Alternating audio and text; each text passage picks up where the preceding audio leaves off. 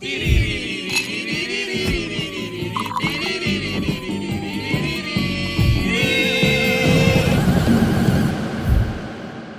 então, pessoal, sejam bem-vindos a mais um episódio do nosso podcast Na Dose Certa, o podcast da barbearia Marmosé. Eu sou o Mário Ventura e, como sabem, a ideia do nosso podcast, o grande objetivo é nós centrarmos no nosso convidado, conhecermos a pessoa que estará sentada ao meu lado, conhecermos mais sobre a sua história, sobre a sua vida e conhecermos bem o interior dessa pessoa para além de qualquer cargo ou profissão.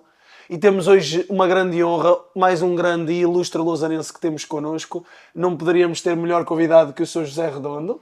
Olá, boa noite. Muito obrigado. Eu já prometi ao José que o senhor foi só na primeira vez, pronto. Já cortei o senhor. Agradecemos-lhe imenso estar aqui e tal como eu acabei de dizer, é isto mesmo. Vamos conhecer um bocadinho mais do José, uma figura que todos os lousanenses conhecem e que julgo eu e que espero que certamente admirem. E vamos conhecer um bocadinho mais da sua vida, da sua infância. E vamos nos focar no menino José primeiro, depois no senhor José, que foi crescendo nessa pessoa. Muito bem. Muito bem, eu sou de 1943, portanto já tenho 81 anos. Nasci ali na rua Dr. Pires Carvalho e muito jovem comecei a acompanhar o meu pai, que entretanto, em 1940, tinha comprado uma fabriqueta de licores que havia na Lausanne, onde ele tinha trabalhado com 12 anos, e mais tarde trabalhou na Remington. Muitos de vós não sabeis o que era a Remington, era uma fábrica de materiais de máquinas de escrever. O meu pai era vendedor da Remington. A Remington começa a Segunda Grande Guerra Mundial, regressa aos Estados Unidos, fecha os escritórios todos na Europa. O meu pai ficou desempregado e nessa altura, estamos a falar de 1940, quando começou a Segunda Grande Guerra Mundial, ele já andava atrás da minha mãe há uns tempos, há mais de um ano. A minha mãe ia-lhe dando, digamos assim, com Eram os dois de cá, eram os dois de cá da Lausanne. E nessa altura o meu pai chegou ao pé da minha mãe e depois, Maria, se quiseres casar comigo, compra a fábrica de licores ao Luís de Pinho e tu ficas a tratar dos licores e eu vou tratar dos meus outros negócios. E assim foi. Passado meio ano, 5 de outubro, casaram, 1940, e a minha mãe realmente começou a tratar dos licores. Enquanto que o meu pai, que era, digamos, um gênio, era um empresário extraordinário, era um homem que estava sempre com ideias novas, sempre a lançar novos produtos, começou aí a parte, digamos, empresarial dele. Nós, pronto, ou seja, Maria José Redondo e José Carranca Redondo são os seus pais. São os meus pais. Nós é muito difícil dissociarmos o José do seu pai. Queríamos tentar focar mais em si, mas obviamente estamos a falar de uma grande figura e de um empreendedor muito à frente do seu tempo, que era o seu pai, e é muito bonito nós vermos agora passar a geração para os seus filhos, que também já lá vamos. Exatamente. Já vamos na terceira e quarta gerações, exatamente. Não é? Mas de facto, como é que foi, e podemos começar por aí, só fazer aqui um apartezinho, fazer aqui um apanhado do José, para além de ser o atual dono do Licor Beirão, é também um dos fundadores do Trevi. Exatamente. É também fundador do Rugby Clube da Lausanne. Claro. Encontrei esta engraçada, foi capitão da equipa da Lausanne nos Jogos Sem Fronteiras. É verdade, já nem me lembrava dessa. Como é que foi essa seleção de ser capitão? E, atenção, o que acontece normalmente nas terras pequenas, quando um rapaz, um jovem, sobressai a fazer qualquer coisa, é natural que começa a ser convidado para tudo. Portanto, eu estive muito ligado ao Lausanense, fui jogador de futebol, com 17 anos estreiei-me na equipa de sénior do Lausanense. Entretanto, estava a estudar em Coimbra, fui experimentar o rugby e daí surgiu o meu grande interesse pelo rugby. E aqui até acontece uma história engraçada. Eu chego a Lausanne, quando regressei do ultramar, em 1971, andei e tentei durante muito tempo lançar a modalidade na Lausanne. Ninguém conhecia uma bola de rugby, não havia rugby na comunicação social, nem na televisão, não havia nada. E então eu fiz uma coisa que deixou até o meu pai, tive até problemas com ele, porque saí da fábrica 16 horas e fui 16 horas para dar aulas numa escola preparatória, na escola preparatória Carlos Reis. E foi aí que eu lancei o rugby, em 1973. Como vocês sabem, que já vai com 50 e tal anos. Mas o engraçado, e aqui é que é importante falar, é que eu, com 7, 8 anos, comecei logo a acompanhar o meu pai. Até vos digo que com 7, 8 anos, 8 anos, nas férias, andava a vender jornais. Antigamente havia os Ardinas, vocês já não sabem o que isso é, sim. mas antigamente todos os jornais tinham Ardinas que andavam pela vila, aqui, pelas cidades, a vender o jornal porta a porta. Sim. Portanto, eu nas férias aproveitava o tempo livre e gostava imenso de andar a vender o jornal. Mais tarde, mesmo nessa altura, o meu pai teve uma fábrica de brinquedos.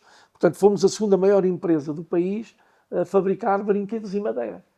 Aí lá estava eu a aproveitar todos os tempos livres, não só para pintar as peças de madeira, que eram todas pintadas a tinta, não só como também fazer uma coisa. E até vos digo uma coisa interessante, que agora era impossível, não havia nenhuma criança que pudesse fazer isso. Eu com 14 anos fazia muito trabalho em tornos. Vocês não sabem, mas os tornos de madeira são relativamente perigosos, têm para cima de 3.000 rotações por minuto. Quando saem aquelas lascas, podem nos aleijar. Eu trabalhava com 14 anos, fazia aquelas miniaturas em madeira do Licor Beirão, fazia muitos brinquedos também de madeira, portanto tínhamos uma boa empresa de brinquedos. Portanto, eu estive sempre a acompanhar o meu pai em todas as indústrias que ele fazia. Como é que foi, ou seja, o seu pai, como nós dissemos, claramente muito empreendedor e uma pessoa que queria sempre inovar, como é que via essa... E depois também tenho a parte da sua mãe, que o José ia para o pé da sua mãe para a parte de fazer aliás, pesar as plantas. Fazer as pesagens e que era tempo que passava com ela, não é? Com ela. Como aliás, é que via esta... Não, com o meu pai eu passava mais tempo. O meu pai comigo era quase como um irmão mais velho. Eu era o braço direito do meu pai. Digamos que em todas as indústrias que tivemos várias, temos a indústria de serigrafia, a indústria de fibra de vidro, etc. O meu pai, no fundo, era o ideólogo, era aquele que pensava nos negócios e que realmente os procurava lançar. Mas o executivo, aquele que realmente fazia, que produzia, que trabalhava junto dos empregados, era eu. Portanto, desde miúdo comecei realmente a ter uma atividade muito, muito grande, que me deu uma experiência pela vida fora, para tudo o que fui fazendo pela vida fora. Mas a base, digamos assim, a pessoa que imaginava os negócios, que os pensava, era o meu pai. O meu pai nesse aspecto, era um gênio. O José imaginou que o Licor Beirão atingisse, ou ia atingir naquela altura quando era miúdo, imaginou que com todas as estratégias de marketing... Não, tenho uma história muito engraçada. Relativamente ao marketing, duas histórias. A primeira é que o meu pai, quando comprou a fábrica em 1940, imediatamente começou a fazer publicidade ao Licor Beirão. Portanto, o meu pai empenhou-se, endividou-se, inclusive, para fazer cartazes ao Licor Beirão e andava aqui na região centro com um balde de cola e um escadote e uns cartazes a colocar cartazes. Daí surgiu uma empresa que foi líder durante muitos anos no mercado da fixação de cartazes. Portanto, havia 6 ou 7 empresas em Portugal que fixavam cartazes e em 1958 saiu um decreto-lei que proibia a fixação de cartazes fora dos meios urbanos. Todas as empresas fecharam, todas, exceto a do meu pai. Portanto, o meu pai continua a fixar cartazes. Razão porque foi a tribunal a responder por coimas que lhe aplicavam cerca de 94 vezes. Ele até dizia com alguma laracha, com alguma piada, que só perdeu a primeira porque levou o advogado, porque a partir daí ele foi sozinho. Não era necessário haver patronos naquela altura, ele ia sozinho e defendia-se bem. Era um homem extremamente inteligente. E relativamente àquilo que me perguntou da continuidade do Licor Beirão e se eu acreditei nele, eu posso-vos dizer, recordo-me, tinha aí por volta dos meus 14 anos, nós tínhamos a fábrica de brinquedos e um dia íamos a Lisboa, porque os brinquedos só se vendiam praticamente no Natal, íamos a Lisboa para entregar uma carrinha cheia de brinquedos, lá há 3 ou 4 lojas que nos vendiam os brinquedos, e recordo-me que mais ou menos ali perto do mar, disse ao meu pai que a minha mãe tinha ficado a chorar porque precisava dos empregados para vender o Licor Beirão, porque o Licor Beirão só se vendia praticamente no Natal ou na Páscoa, e que o meu pai tirava os empregados para fazer brinquedos e para fazer... E o meu pai, lembro perfeitamente disto, como se fosse hoje, vira-se para mim e disse: opá, deixa lá isso, os licores não têm futuro nenhum, os licores, isso é uma brincadeira para a tua mãe, mais nada. E eu recordo-me perfeitamente de lhe ter dito: oh pai, não é bem assim, Por exemplo, e falei até num licor francês, agora não revelo o nome para não estar a fazer Claro, publicidade claro. a esse licor, e disse-lhes que esse licor já ia na quarta geração. Portanto, que as bebidas, e eu conhecia várias em todo Tinha o um mundo, potencial. tinham normalmente continuidade familiar, como ainda agora têm, como vocês sabem. Há Sim. muitas bebidas, inclusive aqui em Portugal, que já vão na terceira e na quarta geração. Sim, Vai sim. o licor beirão. Portanto, aí, engraçado, sou eu com 14 anos, que tenho uma atitude, digamos, arrojada, a dizer, não, apostemos no beirão, porque um dia ele vai chegar à quarta geração. Claro que não imaginava que chegaria à quarta geração com a força com que chegou agora, não é? Sim. Mas já é fruto de muito trabalho. É natural, porque desde que o meu pai fez a publicidade logo, e até vos vou contar uma história engraçada. Quando o meu pai começou a fazer publicidade ao licor beirão, portanto a endividar-se, a comprar cartazes, a comprar escadotes, até andava aqui na região centro com um carro, ainda me lembro, era um Vosley, e na mala de trás é que ele se dava a cola aos cartazes. Havia aí um ministro, que era o Dr. Ulisses Cortês, que era ministro da Economia do Salazar, era ali da zona do Bolo, Castanheira de Pera, e tinha as duas irmãs que trabalhavam aqui na Lausanne. E ele mandou várias vezes, por 2 ou 3 vezes, mandou recados pelas irmãs para dizer, digam lá ao Zeca para parar com a publicidade que ele vai abrir falência qualquer dia. Eu gostava que aquele homem, que se calhar se formou com 18 ou 19 valores numa universidade, estar a dizer, que fosse agora vivo para ver como é que um homem com a 4ª classe, portanto, um homem quase diríamos sem formação, Conseguiu. tinha tido o gênio de fazer uma marca como nós fizemos, como o meu pai fez. Sim, Aliás, a marca, eu tenho que reconhecer, como já há bocado disse, eu era o executivo, eu era que fazia os painéis de publicidade, eu é que tratava de tudo que fosse relacionado com a publicidade ao licor beirão. Mas o gênio, quem tinha as ideias, quem promovia, era o meu pai. E dos cartazes surgiu a ideia de se fazerem aquilo que vocês agora chamam por outdoors, que na altura se chamavam painéis. Portanto, nós começámos a colocar painéis de publicidade em todo o país e começaram a aparecer muitas empresas, eu estou-me a lembrar da Philips, da Mabor, da Autosil, que nos encomendavam então painéis de publicidade que nós fabricávamos em madeira. Da madeira surgiu uma ideia interessante. A madeira durava 2 ou 3 anos, um painel ao fim de 2 ou 3 anos estava estragado. Okay. Então surgiu a ideia de fabricarmos os painéis em fibra de vidro. Portanto, fomos aprender como é que se fazia fibra de vidro, e estamos a falar de 1955, por aí. Ainda não havia fábricas de fibra de vidro, que agora é uma coisa usualíssima no país, mas ninguém ainda fabricava fibra de vidro. Nós já fazíamos os painéis de publicidade em fibra de vidro. Mas vocês não estão a imaginar, construísse uma empresa para se fazer painéis de publicidade. Pois já tinha então que ser. Fabricávamos também depósitos, fabricávamos carrocerias de automóveis, fabricávamos lava-loiças, fabricávamos uma série de coisas. E daí surgiu uma ideia e surgiu outro negócio extraordinário, que foi a fabricação de sinalização rodoviária. Não é do vosso tempo, ainda vocês não tinham nascido, mas os sinais de trânsito em Portugal eram em cimento. Sim. Eram precisos ainda havia algumas localidades. Eram precisos 4 ou 5 homens para colocar um sinal de cimento. Sim. E então, a grande vantagem que nós tínhamos, e era isso com que o meu pai conseguia vender a sinalização rodoviária em fibra de vidro, que dizia às direções de estradas, vocês colocam um sinal, basta um cantoneiro ou 2, colocam um sinal. Exatamente. Portanto, nós fomos, digamos, de 1958, 59, 60 até meados de 70, a maior empresa a fabricar sinalização rodoviária no país. Portanto, vendíamos muitos milhares de... E que aparece assim, fruto do licor beirão. As coisas iam todas Sim, ia-se engrenando tudo. Iam-se todas engrenando porque o meu pai estava com ideias. O meu Exatamente. pai, aliás, até quase à hora de morrer, em 2005, já com 80 e tal anos, era um dos problemas que eu tinha na fábrica. Eu estava na fábrica, muitas vezes sozinho, no escritório, era eu que no fundo fazia tudo naquela casa. Tínhamos um funcionário no escritório e ainda por cima esse funcionário já só trabalhava de tarde para conferir as contas do meu pai. De resto, toda a organização do escritório era com uma pessoa, era comigo. Mas o meu pai chegava lá às 11 horas da manhã, 10h30, 11 horas, vinha sempre com uma ideia nova. E era muito interessante. Eu aprendi isso e qualquer dia estarei a passar pelo mesmo, não é? Mas ele chegava, entrava no escritório e dizia, Zé, lembrei-me, manda esta carta assim para o ministro tal, porque vamos tentar fazer, por exemplo, vamos lançar uma água. E ele já estava na parte final, evidentemente já sabia que já não ia lançar água nenhuma, não ia fazer aquele negócio que ele me estava a propor.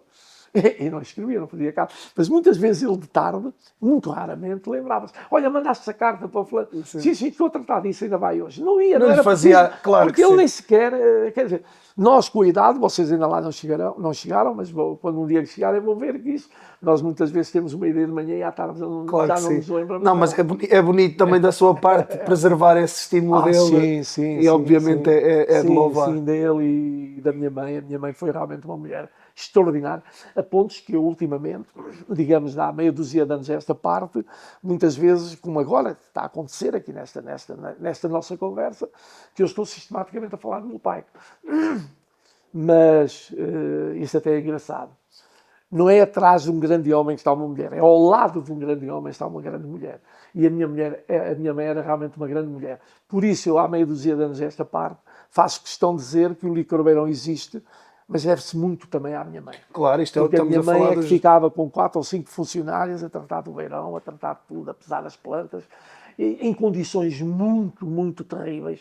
A fábrica não tinha as condições que tem agora, claro. Era muito difícil, inclusive, muitas vezes com o chão molhado, a colar todos os rótulos à mão, e ela foi realmente uma heroína. Para mim foi sempre uma mulher extraordinária. Fantástico. Pegando aí, nós temos muitas histórias na Lausanne que ouvimos. Eu gosto muito de uma, ainda ontem falámos nela, aqui entre amigos, que era do seu pai de irem com um grupo de amigos a um café qualquer no país, dizer que queriam um licor beirão. Não tem licor beirão, vamos embora. Essa história tem a ver com a maneira de ser e de viver da população nos anos 50, 60. Vocês não é do vosso tempo, e às vezes acontece-me comigo ter uma reunião em Londres de 1 hora, saio daqui na Ryanair de manhã, saio daqui às 6 da manhã, apanho a Ryanair e ao fim do dia estou cá na Lausanne. Naquela altura, para vocês verem como eram as coisas, o meu pai ia a Lisboa normalmente 3 dias para falar com os vendedores, os distribuidores. E era uma festa. Quando ele ia a Lisboa, tinha sempre 3 amigos, e ele aí era muito esperto, os amigos ajudavam-lhe a pagar a gasolina, mas tinham a obrigação de ir em Lisboa e irem pelo menos visitar 6 ou 7 cafés, com a tal história que o meu pai contava, muito engraçado, porque o meu pai saía à segunda-feira, estava lá na terça e regressava na quarta. Eu não quero dizer porque é que os amigos deles iam a Lisboa, claro. Iam a Lisboa para se divertir. Claro. E então o meu pai dizia, e eles iam, por exemplo, aos cafés, eu sei lá, estou-me a lembrar da leitaria Tabuense e de outros cafés, chegavam lá de manhã, na terça-feira de manhã, os 4, o meu pai e mais os outros 3, cada um pedia um galão e uma sanduíche, não, uma sandes na altura, não é? O outro pedia mais outro galão e não sei o quê, e normalmente o meu pai pedia um café e um beirão. E o senhor dizia, não tenho beirão. Então pronto, vamos embora. Imagina, o dono do café, imagina, por exemplo, aqui, chegarem aqui 3 clientes, estarem a fazer aqui uma encomenda muito boa, e tu por não teres uma bebida, eles irem-se todos embora, o que é que acontece? Ele chegava depois ao pé dos distribuidores e dizia, olha, o café tal não tem beirão, não sei o quê também não tem beirão. Passado aí 15 dias ou um mês, o vendedor ia lá, começava a dizer, tenho isto, tenho aquilo, tenho chivas, tenho aqui também beirão, olha, manda-me 2 ou 3 garrafas. Exatamente. Na altura, o beirão vendia-se nos cafés uma garrafinha ou 2 no máximo. Tirando os cafés do Alentejo, onde na realidade já havia alguns cafés, o beirão vendeu-se sempre muito no Alentejo. Aquilo é boa gente, atenção. E havia muitos cafés que já compravam 6 garrafas de beirão. Mas normalmente os cafés compravam uma ginginha, compravam um beirão, compravam um capilé, compravam... Não ia mais do que isso. A vida era muito difícil na altura. E, portanto, estão a ver, um dono do café perde ali 4 clientes porque não tem beirão, passado aí um mês ou 15 dias, chegava ao vendedor, e ele realmente fazia isso sempre. Todos os 15 dias ele ia a Lisboa 3 dias. Fantástico. E só para finalizarmos esta parte da publicidade, tenho muita curiosidade, como é que lhe surgiu a sua ideia? Obviamente percebo, fruto da afluência que nós temos na Serra, mas o nosso grande cartaz de Licor Beirão no caminho para o Candala, isso é uma aventura, essa colocação, Foi uma aventura, e isso traduz até, é muito engraçado, isso traduz um bocadinho do feitio do meu pai, que vocês vão perceber que ele, para além de ser um gênio em muitas atitudes, era um homem muito duro, muito duro. Era realmente... E recordo perfeitamente aquele cartaz na Serra, nós tínhamos que ir por cima, tínhamos que descer ali cerca de 200 metros para chegar ao morro, E agora vejam bem o que era o meu pai. Eu tinha 15 anos quando se colocou esse cartaz. Está lá o meu pai com mais 3 funcionários e estavam a amassar cimento e a fazer os buracos para colocar os ferros. E o meu pai arranja-me 2 latas daquelas de 10 litros de tinta, com a tampa, e diz, olha, vai lá abaixo à Ribeira, vocês conhecem a Serra da Lousã, vai lá abaixo à Ribeira e traz água cá para cima para misturar com o cimento. Eu começo a descer aqueles socalcos, imagina, todo arranhado lá com as silvas, não sei o quê, lá vou por ali abaixo, chego lá abaixo, encho as 2 latas, venho por ali assim, um sacrifício, custou-me os olhos da cara, chegar lá acima, e agora vejam o que era o meu pai. O meu pai pega nas 2 latas, despeja-as no cimento e na areia, e dá-as umas latas e diz, vai lá buscar mais 2. Mais nada, quer dizer, eu recordo perfeitamente de ir por ali abaixo a chorar, mas tive que ir, mas vejam a dinâmica daquela... Sim, não, estava focado naquele... Aquele cartaz durou, digamos, uns 25 anos, para mais até. E foi-se destruindo, foi-se autodestruindo, e eu fiquei sempre com a ideia de que tinha que lá voltar a pôr o cartaz. Portanto, o cartaz voltei a pô-lo aqui há meia dúzia de anos. Pois, é isso. Custou-me só, porque já não tenho os 15 anos. Mas já não teve que acartar... Já não tive. Olha, eu fui lá abaixo, colocámos o painel, veio 4 funcionários, um serralheiro, aquilo já ia tudo montado de cá de baixo, portanto, de uma maneira diferente. Claro. Mas recordo-me, quando ia a regressar, estava a chuviscar, escorreguei, parti os óculos e ainda fiz um lenho aqui na cabeça. Foi a marca que me ficou do painel que lá está. Parece que foi para vocês virem aquele para painel. o acartar os baldes. Quando vocês virem aquele painel, lembrem-se que eu perdi lá os óculos e parti a cabeça. A subir a rampa. Agora ri-se, não é? Agora dá para rir. Claro. José, vamos aqui um bocadinho para a sua parte desportiva. Claramente um apaixonado pelo desporto, não é? Claro. Ou seja, isto é muito engraçado. O José também já falou disso e eu tinha encontrado. Era rotulado como um craque do futebol que aos 17 anos recusa a académica para se estrear nos séniores de Lausanense. Exatamente. Ou seja, como é que era a sua liga? Eu comecei muito jovem, muito ligado à preparação física. Ainda ninguém andava aí a correr na estrada, vocês agora veem todos os dias pessoas a correr. Sim. Aqui na Lousã havia eu, o professor Ramos e mais 2 ou 3 que andávamos aí sempre a correr. Muito jovem. E até acontece uma coisa engraçada. Eu tinha 13 anos. E decidi fundar um clube de futebol. O tipo mais novo do clube de futebol, que era um rapaz até de Vilarinho, tinha 16 anos. Todos os outros tinham 17, 18 anos. Chamava-se o Real Clube da Estação. Portanto, foi um clube que também só durou um ano, não durou mais, mas chegou a ter 90 sócios. Portanto, eu tratava tudo. Nunca tinha ouvido falar. Isso pouca gente conhece essa história. Portanto, eu comecei logo a fazer muita preparação física. Eu era um viciado da preparação física. É a sua paixão, não é? Era a minha paixão. E até vos vou dizer uma coisa engraçada. Eu jogava na Académica, rugby, quando fui estudar para Coimbra. Estreiei-me no rugby e foi aí que eu comecei a fazer rugby e futebol.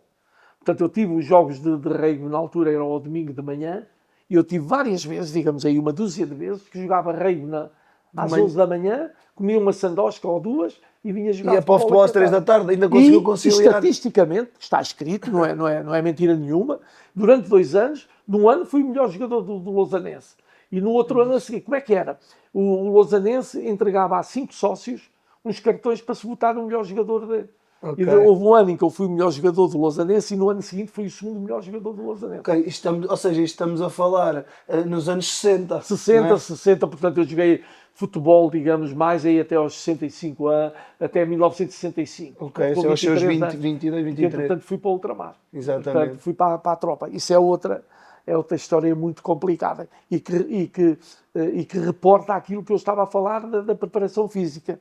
Eu andei na faculdade, nos preparatórios de engenharia, portanto fiz os 3 anos de engenharia, lá está, fui o presidente da Comissão de Propaganda da Queima das Fitas em 1967 e ficam a saber que foi o primeiro ano em que a Queima das Fitas deu lucro. E deu lucro porquê? Como nós tínhamos a empresa de publicidade, eu fixei cartazes à Queima das Fitas em todo o país. Utilizou esse... E, com a minha experiência, levei todos os organismos da Académica, portanto, o Orfeon, a Tuna, os Cantares Açorianos, as Mornas de Cabo Verde, levei tudo à televisão. Portanto, fizemos durante 2 meses vários programas na televisão. Portanto, teve uma afluência brutal depois, naquela altura foi, e eu recordo que fomos chamados à reitoria da universidade, em que o reitor nos disse que era a primeira vez que não tinha que entrar com dinheiro para suportar porque agora a queima das fitas, como vocês sabem, agora é tudo profissional, não tem nada a ver, sim, agora dá sim, muito sim, dinheiro. sim. Mas na altura não, só dava prejuízo, porque aquilo era mais do que amador, não era feito pelos estudantes. Portanto, eu nessa altura estava em Coimbra, andei os 3 anos, queimei fitas em 1967, e naquela altura, depois dos preparatórios de engenharia, nós tínhamos que ir para o Porto ou para Lisboa. Ok. E eu andava a estudar com a única intenção de não ir para o ultramar. Portanto, sempre que fosse passando, eu não era convocado para a tropa. Ok, tentar. Mas já Naquela tinha altura- feito aos 18 o obrigatório? Não, eu fiz Não. a coisa. Não, atenção que eu entrei na faculdade só com 20 anos. Ok. Eu chumbei no quinto e chumbei. Não, estou a dizer na tropa, eu não era fez? um aluno muito mediano. Na tropa não fez aqueles. Fiz, então na tropa, eu como tinha que ir para o Porto ou para Lisboa, para o técnico, decidi, então vou para a tropa. Perder por perder, eu não podia ir para longe do meu pai. Exato. Entrei no curso de oficiais milicianos em Mafra e em 800 homens, 800 mancebos, como a malta lhe chamava, eu fiquei em segundo lugar. Tal a minha ânsia de não ir para o ultramar, porque os primeiros 100, 150 nunca iam ao ultramar. Pois, ficavam. Só que eu tive o azar, e costumo dizer que na tropa nem bom cavalo, nem bom cavaleiro, tive o azar de ser tão bom que fui escolhido para as operações especiais para Lamego.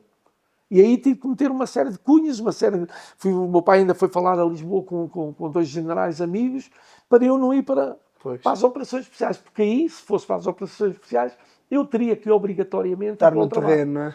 E então deram uma opção, ou ia para sapador, ou ia para a Polícia Militar. Polícia Militar era mobilizado, só que ficava numa cidade. Para sapador, os primeiros 10 normalmente não iam, de um curso de 20. Fui para sapador, fiquei em primeiro, nunca mais pensei no ultramar. Pronto, fui colocado nas Caldas. Então não é que requisitam 8 batalhões à última da hora, eu por uma semana sou mobilizado para o ultramar. Vocês sabem quantos meses eu fiz de tropa? Imaginem vocês pararem a vossa vida aos 20 anos e serem integrados no exército, estarem lá 48 meses. Foi exatamente o tempo que eu estive ligado à tropa. É assustador. Epá, Entrei em janeiro de 68 e saí em dezembro de 71. Uma loucura mesmo. O meu pai, aliás, há várias pessoas que estavam muito interessadas, inclusive, em fazer um livro, porque o meu pai, todos os dias, me escrevia uma carta. O meu pai tinha na máquina, uma Remington, punha lá uma carta ou punha lá um aerograma. Vocês não sabem o que eram os aerogramas. E de hora a hora, ou de meia hora, como vocês agora fazem no Facebook, ele ia à máquina escrever: olha, o Armando está a fazer isto assim, assim. Olha, hoje vendeu 50 garrafas de beirão. Olha, não sei o quê. Ou pôr a par tenho de lá tudo. 700 e tal páginas. 700 e tal Fantástico. páginas. E para vocês verem, uma coisa que até, por acaso até me arrepio quando falo disto, mas é extraordinário. O meu pai era um homem muito duro. O meu pai, acho que nunca chorava, nunca nada. Era um homem self-made man. E quando eu fui para o ultramar, quando eu embarquei no dia de 12 de abril de 1969, o meu pai andava todos os dias aí às 6h30, 7 horas antes de jantar, dava uma volta à vila, de carro, devagarinho, pensar na vida. E nesse dia, ele tinha sido despedido de mim a Lisboa, ele, a minha mãe e as minhas irmãs. E nesse dia estava a dar a volta à vila, para em frente ao Café Avenida, que vocês conhecem, Sim. e vem de lá o Sr. Silva da farmácia, que vocês também ouviram falar, o pai do Dr. João Silva, meu compadre. Chego ao pé dele, ele para o carro, ele encosta-se à janela e diz: não, o nosso Zeca lá foi. E o meu pai desatou a chorar. Aquele homem a chorar é uma coisa que... Vejam a pressão, a tensão brutal. Para além do filho não é, ir para a guerra, mas também mostra também como significava para o seu pai estar consigo. Sim, éramos irmãos, o meu pai. Eu era o braço direito dele. Claro. Eu costumava dizer na brincadeira, desde que ele me fez, deixou de ter problemas de fabrico. Pá, ele fabricava tudo. Fez a melhor obra, não é? A melhor obra foi a primeira. Eu às vezes falava disso. É o filho mais velho? Eu tenho 2 irmãs, tenho uma Maria Manuela que vive nas Caldas, olha, teve que agora é o nome da minha mãe. Há um mês e pouco morreu o meu cunhado, e tenho a minha irmã Susana, que é mais nova, portanto somos 3. São 3, maravilha. E como é que foi? Olha, José, quando vai para o ultramar, ainda é solteiro? sou solteiro, isso é uma coisa engraçada. Vocês às vezes ouvem falar do desgosto que os imigrantes que vêm aqui passar o mês de agosto, quando regressam, o que dói o coração. Sim. Vocês não podem imaginar o que eu sofri. Eu acredito que muitos dos mancebos, muitos rapazes que foram para o ultramar, que vinham lá de Bragança, que vinham para Castelo Branco, que nunca tinham saído da própria terra, quando iam viajar, era uma coisa diferente, tirando aqueles que já eram casados, já tinham filhos, não sei o quê, mas era uma coisa diferente, divertiam-se, iam à caça à noite e não sei o quê, nem sequer pensavam em levar um tiro, tanta coisa ia correr. Eu não. Eu, a partir dos meus 16, 17 anos, não havia bailarico aqui na região, num raio de 15, 20 quilómetros, é que eu não fosse. Eu começava aos bailes, então a partir dos 18 anos, que já tinha carro, lá ia com 3 ou 4 amigos, lá ia para Poiares, para Valdeíde, para Framilo, para Góis, para Anganil, corria aos bailes todos. Portanto, trabalhava muito na fábrica, mas a partir das 6 horas a fábrica fechava e eu ia para... não é? Aproveitava, diverti-me muito, tinha grandes amigos aqui na terra.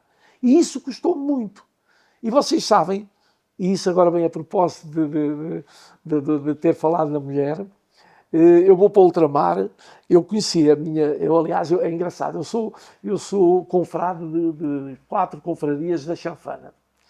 E é engraçado, eu estou casado, devo à chanfana. E devo à chanfana porque é uma cena muito gira. Eu, o João Silva, o João Francês, 4 amigos, estudávamos em Coimbra e havia um moço que era de São Frutuoso, e havia a festa de São Frutuoso. E ele convidou-nos para ir comer uma chanfana lá a São Frutuoso. E lá vamos para a casa dele, lá para a sala. A mãe lá preparou a caçoila da chanfana, puseram, estou a falar, 18 anos, 18, 19 anos. Claro. Okay. Poisou a caçoila da chanfana na mesa e aquilo foram 3 minutos. Assim, claro. Taca, comemos tudo e tal. E dissemos ao Zé João, olha, vai pedir à tua mãe outra caçoila. E assim foi. Ele levantou-se, foi à cozinha, já demorou mais um bocadinho, mas trouxe outra caçoila. Essa já não foram em 3 ou 4 minutos, já demorou, 5 minutos. Comeu-se na mesma e dissemos, vai buscar outra. 4 marmães e ele vem muito envergonhado, muito, e diz, a minha mãe, se vocês estão a comer muito, não dá mais nenhuma. Nós ficámos, portanto, eu ainda estava com fome, saímos dali da casa e aí é que se dá a coisa engraçada. Subimos a rampa e havia um bailarico no largo da igreja de São Frutuoso, da capela. Eu vejo uma miúda, eu era muito atiradiço, eu viajava muito. Com 18 anos podia ser, não é? Podia ser. Havia miúda, saca a miúda, começa a dançar, primeiro a contar-lhe o conto do vigário ao ouvido e tal, dança a primeira vez, dança a segunda vez, mas ela achou que eu já estava a abusar. À terceira fugiu para dentro da igreja, da capela.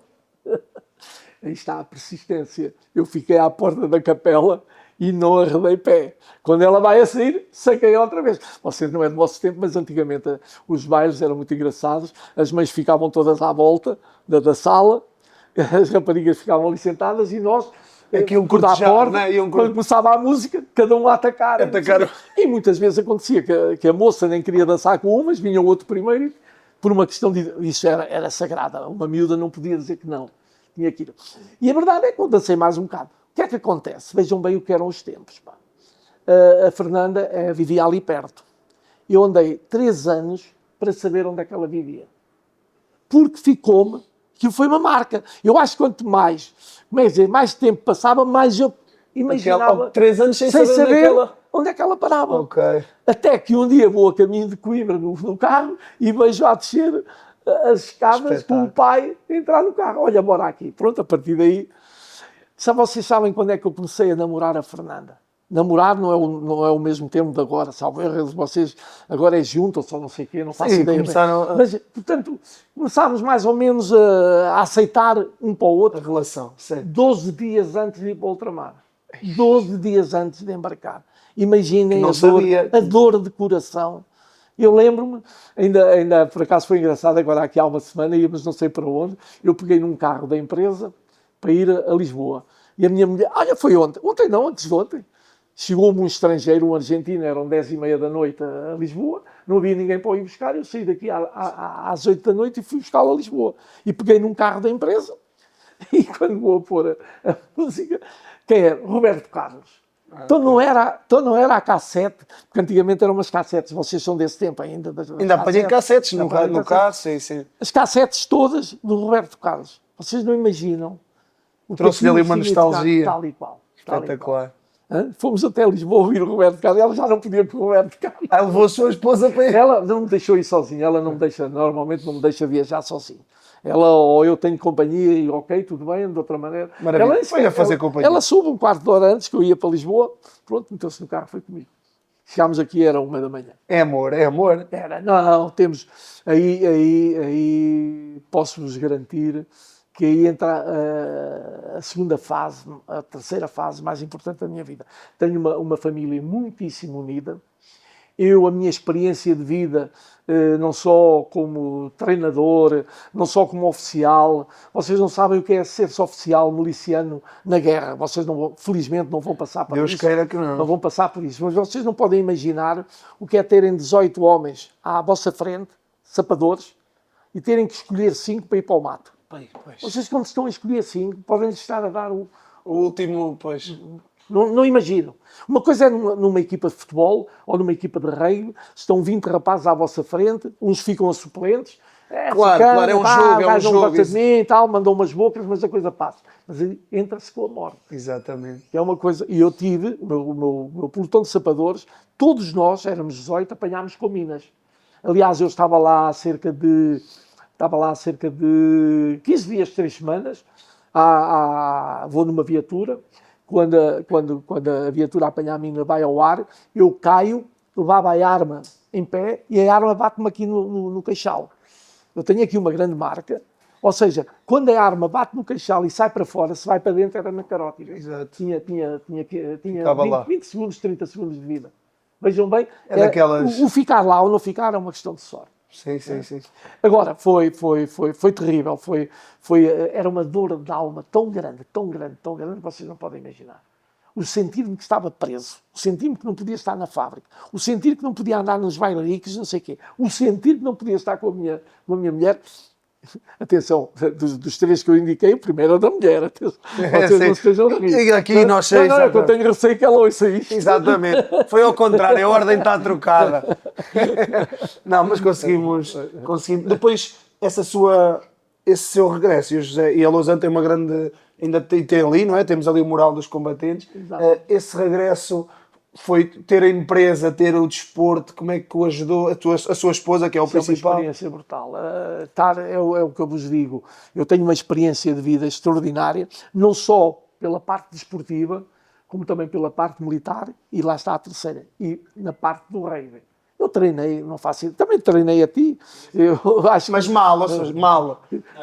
Treinou mal. Fui um péssimo treinador.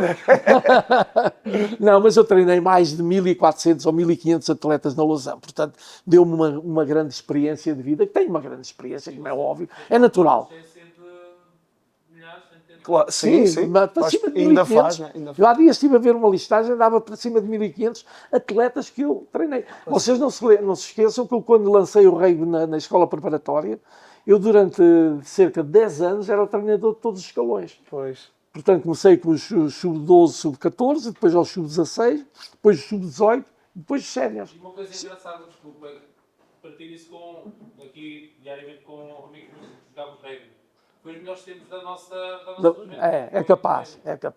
É capaz. Pois vocês, o rugby, levei-vos o rugby da Lausanne, já visitou uma vintena de países, eu, a França, a fui a Inglaterra. Prados com os meus irmãos a jogarem. Uma das Também primeiras, lembro-me de ir com os meus pais pegarem no carro. É verdade, eu lembro-me disso. E ter lá a Prados. Eras um puto, pá. Pequenino. Os meus irmãos estavam lá no torneio. Os meus pais disseram, olha, vamos pegar... Eles iam de autocarro na altura. Nós íamos de autocarro. Lembro-me de fazer a viagem com os meus pais pequenino mesmo e de irmos ter a Prados. E eles estavam lá no... De facto, criou-se aqui e o rugby da Lausanne é neste momento e felizmente um símbolo do nosso desporto em Portugal e um símbolo da Lausanne. E como é que viu? Bia, traz só um momento, vamos fazer o nosso momento publicitário, José. Muito bem. Vai-nos deixar, tem que ser em todos os podcasts, a nossa cerveja Marmosé, mas vamos aqui entrar no nosso clube, certamente o orgulho do nome no estádio. Olha, pessoal, o José tem o seu per Eu se, tenho o meu per se. vai brindar comigo, mas a nossa cerveja Marmosé, venham provar a nossa barbearia, a cerveja impulsionada pela Beatriz Catela. Vou ver se eu sei servir isto bem.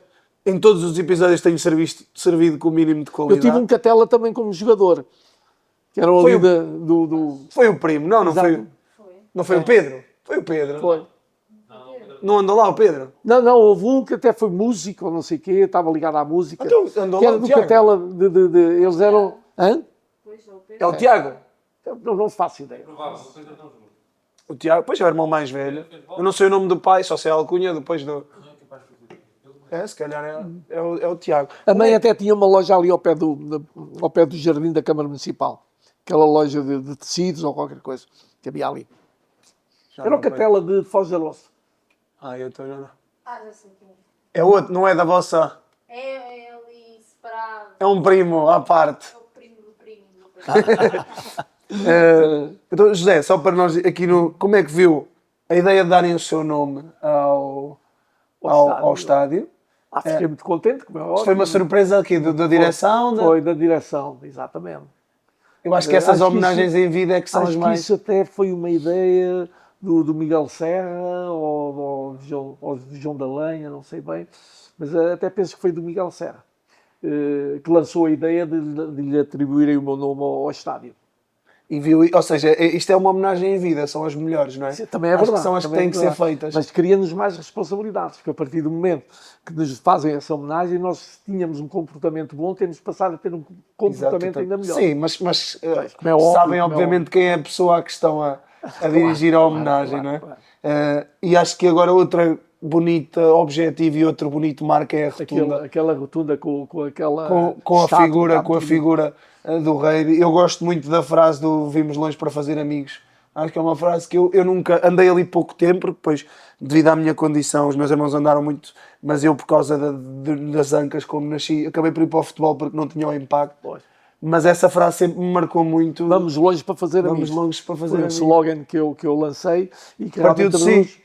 Partiu de si esse... Sim. E que realmente traduz um bocadinho aquilo que eu pensava. Acho que o rei não tinha que estar fechado só na Lausanne, mas que podia avançar para outros países. E avançou para a Inglaterra, para Gales, para a França. Estivemos na África do Sul, aliás, foi uma campanha, uma viagem muito interessante, que fizemos durante 20 dias à África do Sul, mas passámos por muitos sítios.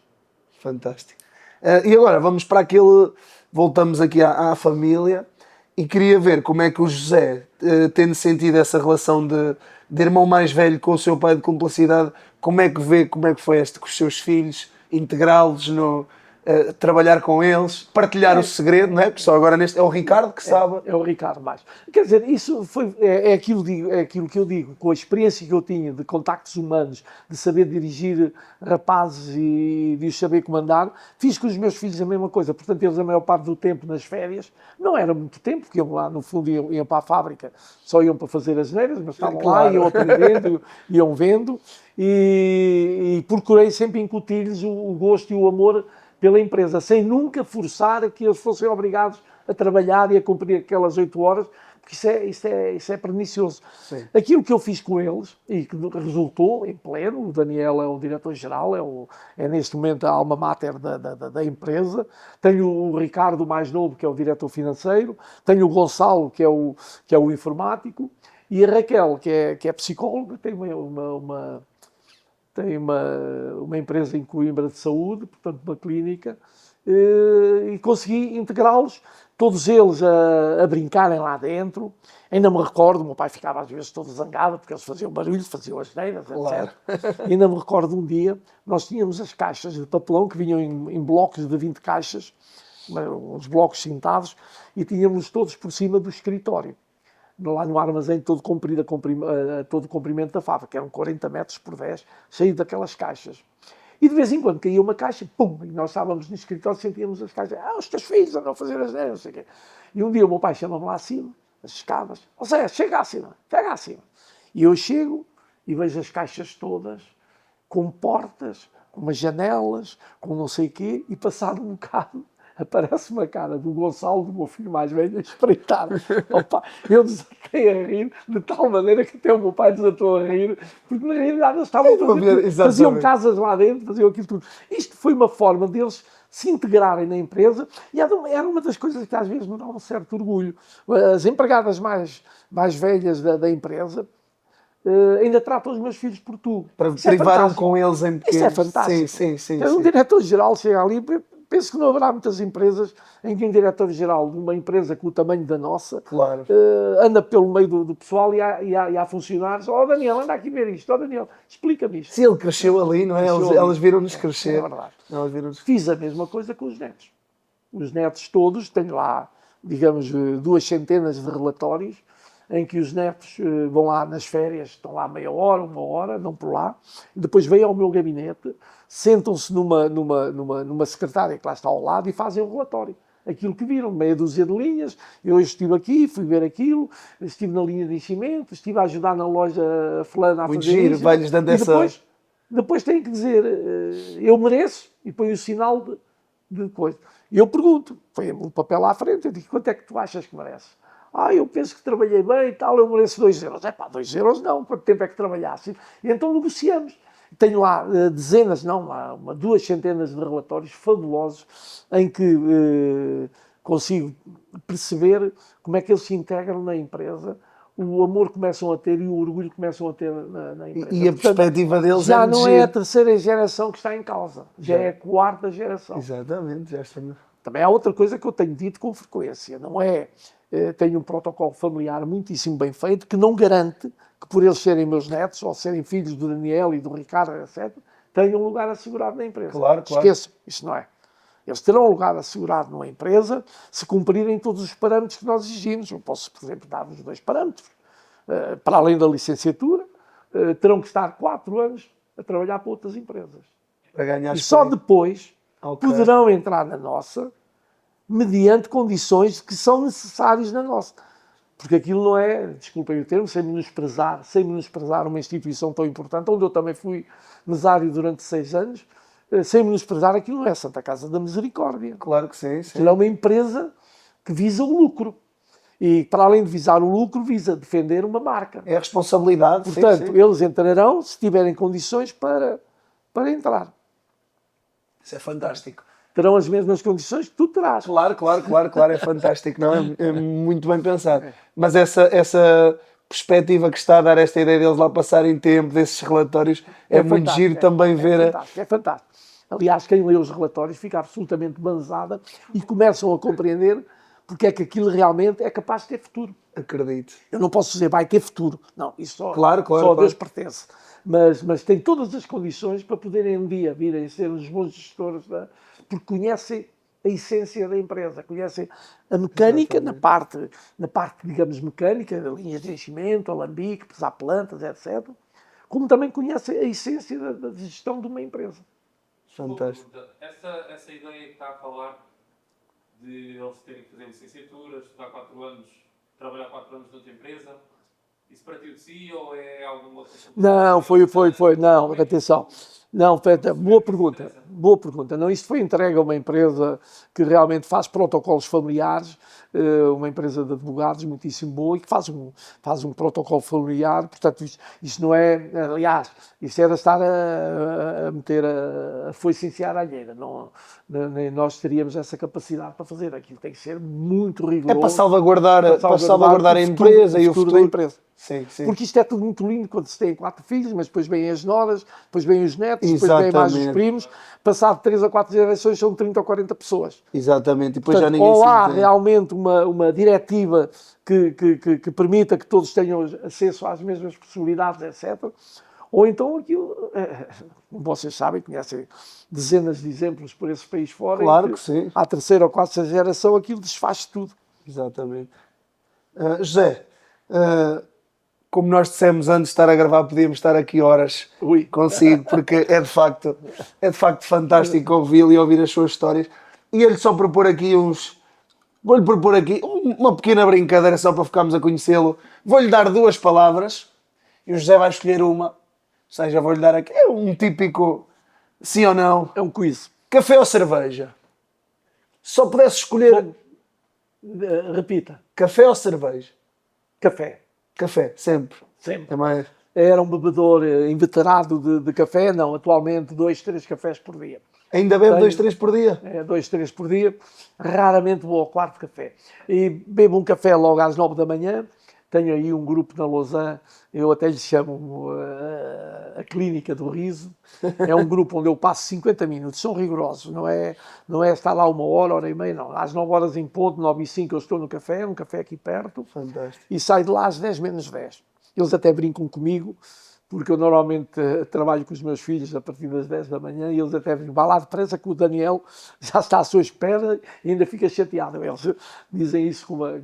E, portanto, são 50 minutos fabulosos que eu passo ali. É uma descompressão para iniciar o Completa, dia, são não é? 8, 9, 10 amigos que estamos ali a contar, a falar, resolvemos os problemas todos da Lausanne, os problemas regionais, resolvemos os problemas todos da nação, do mundo, só não resolvemos os nossos. Exatamente. Resolvemos tudo. Mas é isso que se faz no café, não é? No café. No café resolvemos tudo. Verão ou inverno? É verão, verão. Homem de calor, não é? Não, por acaso gosto do verão, mas não gosto muito do calor, é engraçado, mas gosto do verão, por causa dos dias, os dias são maiores, Exatamente. gosto muito de andar de bicicleta, gosto muito de passear com a minha mulher, vou-vos dar também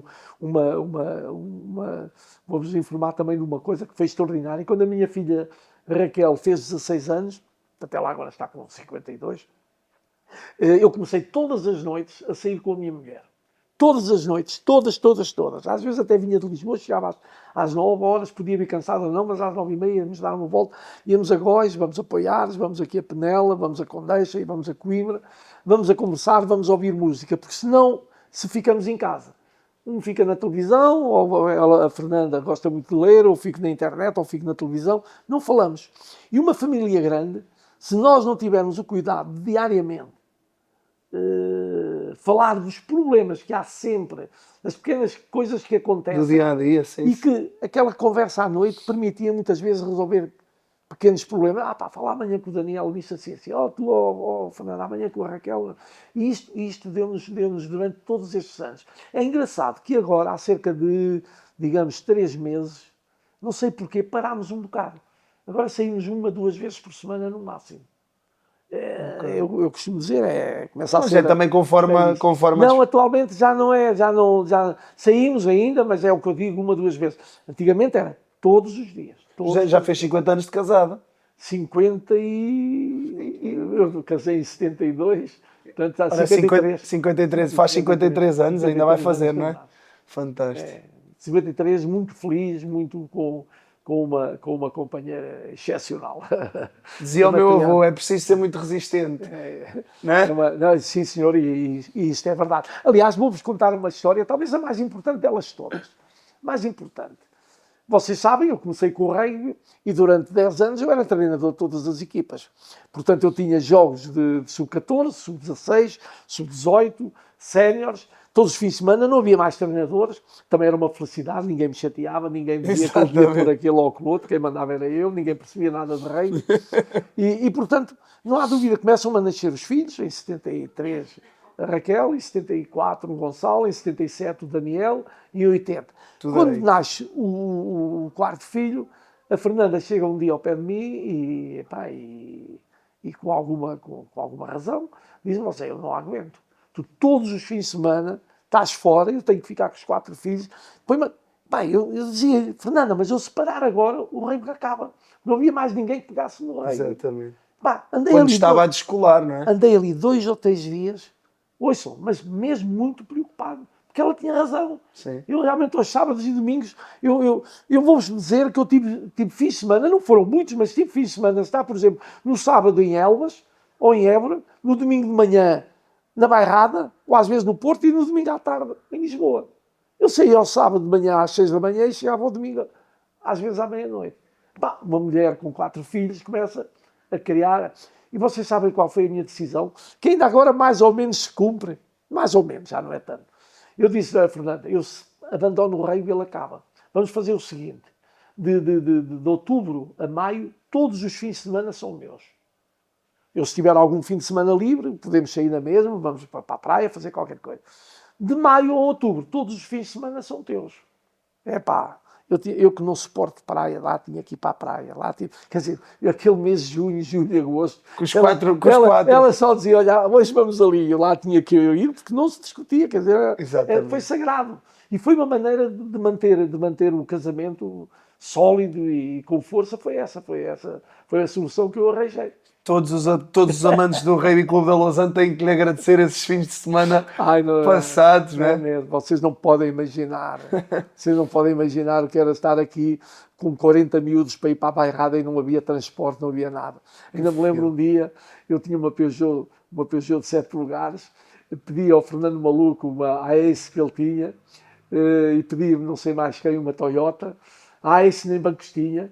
A Ace levava 17 miúdos. Em pé. A Toyota, pareciam aqueles aviões quando os paraquedistas estão todos sentados no chão, os gajos iam todos sentados. Exatamente. Tumba, fechei a porta e ele arrancou. A Toyota levava uns 10 ou 12. E eu na minha Peugeot levava 12. E quando saio da Lausanne, foi muito engraçado, vou passar em Foz de Aroço e estava lá o João Franca para entrar. E imagina uma Peugeot de 7 lugares levada 12 miúdos lá dentro. E ele já nunca via. E eu disse ao João, olha, dá a volta a ver se encontras algum lugar. Ele deu a volta, professor, eu não cabe aí dentro. Pronto, ficou em terra. Levei os miúdos todos para a bairrada. Se fosse agora, era Pois não. fosse Deus me Era livre. preso a sair logo daqui do campo. Isso agora não, agora tem que se levar os monitores, tem que ir com cinto de segurança, mas era assim, foi assim que eu construí o clube. Maravilha. E graças a Deus, não é? Cidade ou campo, José? A campo. Vai sempre escolher a nossa vila tranquila, não é? Sim. Aliás, custa muito quando estou mais que 8 dias fora da Lausanne. Já o meu pai dizia isso também dele, mas a minha é mesmo verdade. Nós atingimos uma idade, neste caso, em que eu podia estar todos os dias fora, nos melhores hotéis do mundo, sem problema nenhum, e não gastava o que tenho, é verdade, mas olha, não estou mais que 8 dias. E mesmo assim, a maior parte das vezes, só saio 5 dias, saio uma quarta-feira para vir a um domingo à noite, porque custa-me imenso estar fora da Lausanne. Não há nada como a nossa causa. Depois, já não há nada... Já não há nada para ver, não é? Já não tem mais nada. Então, e por último, é mais filme ou livro? Neste momento, livro. Infelizmente, não ando a ler tanto quanto devia. Ou porque quanto essa queria, história, não? quanto queria. Tenho lá agora 3 volumes, qualquer um deles com acima de 600 páginas, a história da Merkel. Recebi agora do Zé Rodrigues dos Santos o protocolo e estou cada vez com mais dificuldade em ler. E atribuo isso à internet, atribuo isso aos iPhones. Aquela história daqueles reels que são de 15, 20 segundos. Tiram-nos a atenção. É verdade. Estou muito preocupado com isso e parei há cerca de um mês e evito ver isso, porque sinto que perco concentração. Quer dizer, habituamos-nos tanto a estar ali a ver aquelas coisas seguidas que depois não temos capacidade de nos concentrarmos ali no livro. Mas por isso é que a nossa geração não tem tanto foco em... perdemos muito mais rápida. Os próprios anúncios estão feitos para ser demasiado curtos. Os vídeos, não é? Os vídeos, se não forem impactantes ali nos primeiros 5, 10 segundos, já ninguém os vê. à frente. Aliás, vocês abrem um vídeo, se ele tiver lá 7 minutos, já não o vê. Exatamente. Isto é mesmo a nova. Fantástico. Não sei o que é que isto vai dar. Pois, se calhar só tem tendência a piorar. Não sabe. Já nós dizíamos isso, os antepassados iam sempre a nova geração. Não. Claro. Eu tenho uma vantagem. Como eu continuo a lidar com miúdos, quando chamo miúdos, chamamos rapazes com 25, 30, 40 anos, tenho uma facilidade de adaptação melhor do que aqueles que se desligam e depois com 70, 80 anos, isto mudou. Não, tentam se relacionar. Sim. Há uma evolução. E há que acompanhar. Claro que sim. Não, estando aqui consigo agora, nesta hora e antes do episódio, o José está claramente por dentro. Vou terminar com esta frase que também li de um dos seus netos, que tu estás com muita pedalada, não é? Giro, realmente tenho... Eu é raro o dia. Ainda hoje fui fazer 10 km. Aproveitei o sol à hora do almoço, que não choveu, e ainda apanhei umas gotas ali perto de Miranda. Eu saio quase todos os dias de bicicleta. Foi a Miranda e voltou? Não cheguei a ir a Miranda, só fui a Espinho. E voltei. Mas, e não fui mais porque, entretanto, apercebi-me que ia apanhar umas gotas. Mas tenho uma vantagem. Eu saio do gabinete por volta do meio-dia e 5, e passado 1 minuto, 2 minutos, estou a andar de bicicleta. Aliás, toda a gente condena, porque eu não meto o capacete. A única coisa que meto é um casaco fluorescente, porque só quero é que me vejam. Exatamente. Normalmente é que não me vejam. Né? E o automobilista, entre escolher Pois, exatamente. bater num carro ou bater num ciclista, vai para cima do ciclista. Exatamente. Eu acho que define muito bem a corpo-são, mente-são, não é? Que define Também é muito verdade, bem também é verdade. o José. José, olha, queríamos terminar com esta pergunta que temos feito, ou este modo que temos dado a todos os nossos convidados, que é... Vamos fazer um brinde ao per se, que é mais uma conquista do Licor Beirão. Queríamos lhe pedir, que temos pedido a todos os convidados, para o José deixar uma mensagem, para o José daqui a 10 anos, ou seja, com 91, ouvir esta mensagem, o que é que gostaria de lhe dizer? Para já, que tivesse saúde e que todos os mais jovens do que eu me compreendessem.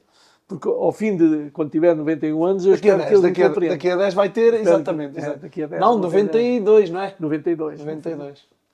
Tenho 91 para o ano e para o ano faço 92. Não. Sim, daqui a 10 é que faria. Portanto, o que é que dirá ao José com 92? É que o compreendam e que me compreendam e, sobretudo, que consiga aquilo que considera a doença mais grave neste momento, que não só o Alzheimer, que realmente é uma coisa terrível.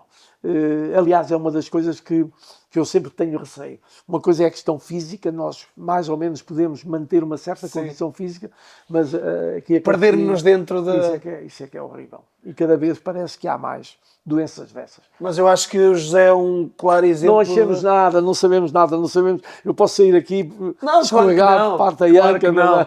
Mas acho que é um claro exemplo de que claramente trabalha por si fresca, e toma conta de si, faz por estar bem.